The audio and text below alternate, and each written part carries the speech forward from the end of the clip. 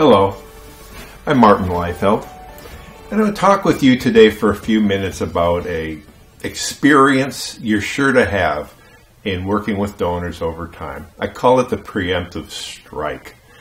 It's happened to me several times over my career. If it hasn't happened yet, maybe you're younger, less experienced in your career, it probably will. The preemptive strike. Now, in terms of military action, a preemptive strike is designed to neutralize a potential threat or to gain an advantage over an enemy. Now, I'm not suggesting that, donors and prospective donors look at us as enemies.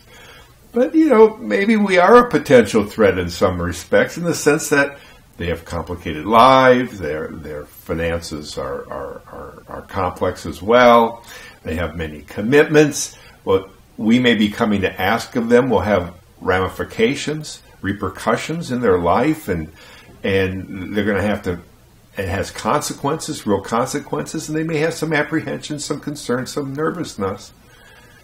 And some will choose to deal with this in an immediate way with a preemptive strike.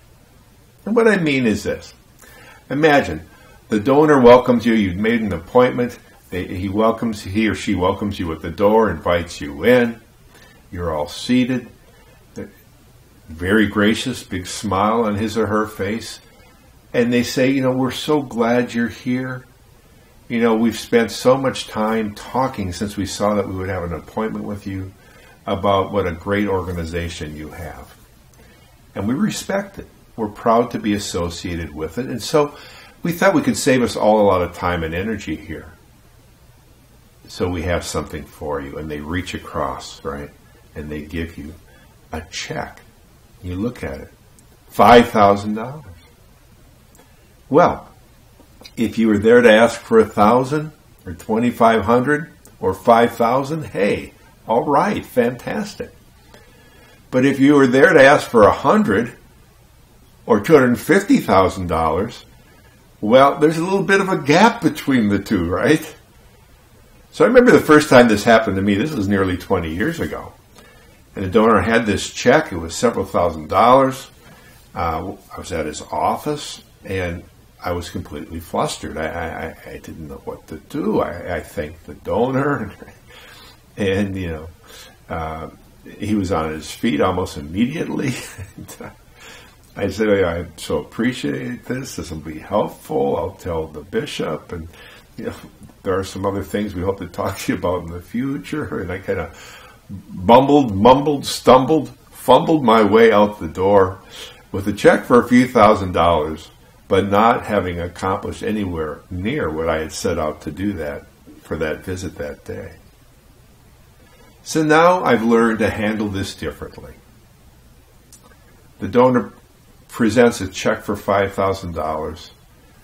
I look at it and I'm appreciative.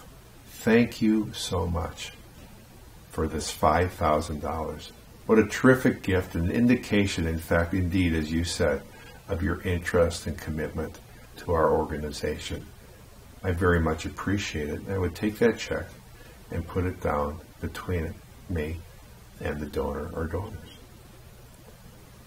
And then I would go on and say, but since we have this appointment, I would like to take a few minutes to tell you about the project itself for which we've come to have this conversation and some of the good news already associated with this undertaking. Would you mind if I took a few minutes to do so? Presuming they say yes, you're on your way. You present the case just exactly as you intended to, and you talk about the success you've had to date, particularly highlighting those donors that have given equivalent sums of money. Better yet, if they're peers of this donor knows these people, knows that would see he or she as equivalent kind of in the civic community, the philanthropic community.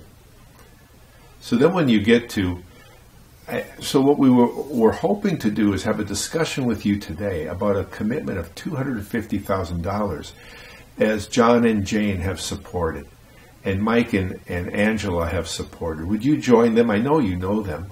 Would you make a similar commitment to help us meet this incredibly important objective? you get the response. Gee, I couldn't do that.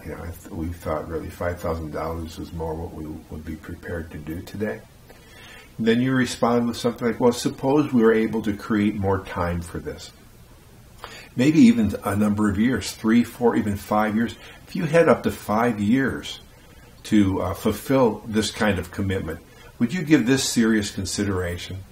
And in fact, we could discuss using some kind of deferred gift to vehicles as part of this too, like a charitable gift annuity that actually provides for you a stream of income for the remainder of your life.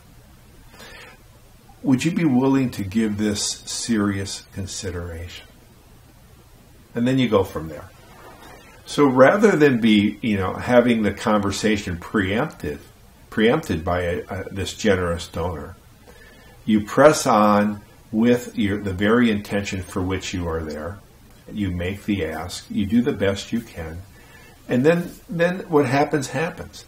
But you haven't let this $5,000 stand in the way of what you had prepared and planned to do. In fact, you've executed the call.